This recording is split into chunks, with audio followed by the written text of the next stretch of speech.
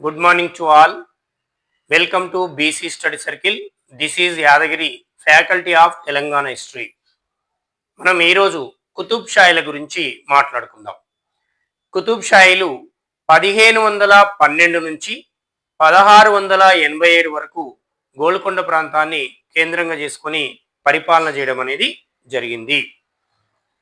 కుతుబ్ షాయిల గురించి మాట్లాడినట్లయితే కాకతీయుల అనంతరం తెలుగు ప్రాంతాన్ని ఏకం చేసి పరిపాలించినటువంటి గొప్ప రాజ్యవంశం ఏదంటే కుతుబ్ షాయిలు. కాకతీయుల తర్వాత మళ్ళీ అంత ఏకం చేసి పరిపాలన చేసింది కుతుబ్ షాయి రాజ్యవంశం. మరి వీరి యొక్క గొప్పతనంలో మరొక పాయింట్ చూసినట్లయితే కుతుబ్ షాయిల కాలంలోనే మన తెలుగు ప్రాంతంలోకి యూరోపియన్ల రాక ప్రారంభమైంది.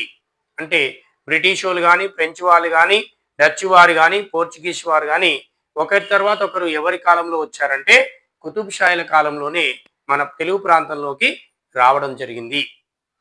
మరొక అంశాన్ని తీసుకొని చూస్తే కుతుబ్ షాయిల గురించి, కుతుబ్ షాయిల కాలంలోనే ఆధునిక యుగం ప్రారంభమైనట్టుగా మనం చెప్పవచ్చును.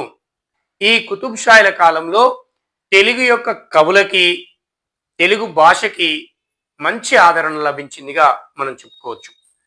కుతుబ్ షాయిల కాలంలో తెలుగు భాషకి, తెలుగు కవులకి మంచి ఆదరణ లభించింది. కుతుబ్ షాయిలే హైదరాబాదు నగర నిర్మాణాన్ని చేపట్టడం అనేది జరిగింది. అంటే ఇప్పుడున్న ఈ హైదరాబాదు, ఈ నగర నిర్మాణం ఎవరి కాలంలో ప్రారంభమైందంటే కుతుబ్ షా కాలంలోనే ప్రారంభమైంది. ఇవి కుతుబ్ షాయిల యొక్క ముఖ్యమైనటువంటి అంశాలు.